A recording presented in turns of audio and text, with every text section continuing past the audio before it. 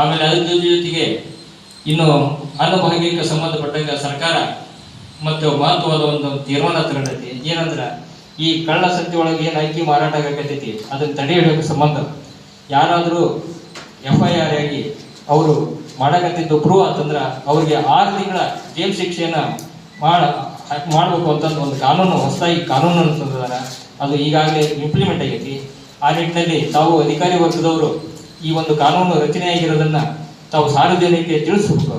ಯಾಕಂದ್ರೆ ಏನಾಗಲ್ಲ ಬಿಡು ಅಂತಂದು ಏನಾಗಲ್ಲ ಅನ್ನೋ ಒಂದು ಐತಲ್ಲ, ಆ ಒಂದು ಮನೋಭಾವನೆ ಹೋಗ್ಬೇಕಂದ್ರ ಏನು ಸರ್ಕಾರ ಒಂದು ಈಗ ತೀರ್ಮಾನ ತಗೊಂಡತ್ತಲ್ಲ, ಕಠಿಣ ನಿರ್ಧಾರ. ಏನು ಕಳ್ಳ ಸಂತೆ ಒಳಗೆ ಯಾರ ಅಕ್ಕಿ ಮಾರಾಟ ಮಾಡಿದ್ರೆ 6 ತಿಂಗಳ ಜೈಲು ವಾಸ ನಿಶ್ಚಿತ. ಇದು ಹೊಸದಾಗಿ ಜಾರಿಯಾಗಿರ್ತಕ್ಕಂಥ ಒಂದು ಕಾನೂನು.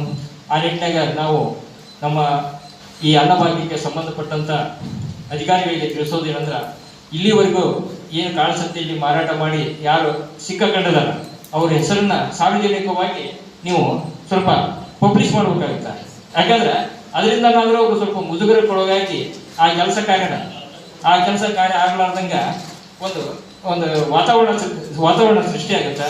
ಅದಕ್ಕೆ ಇಲ್ಲಿವರೆಗೂ ತಾವು ಈ ಕಳ್ಳ ಸಂತೆ ಈ ಅಕ್ಕಿ ಮಾರಾಟ ಮಾಡ್ತಾರಲ್ಲ, ಅವ್ರಿಗೆ ಎಷ್ಟು ಮಂದಿಗೆ ನೀವು FIR ಮಾಡ್ರಿ, ಅದು ಏನಾಗೈತೆ ಅನ್ನೋದನ್ನ ದಯವಿಟ್ಟು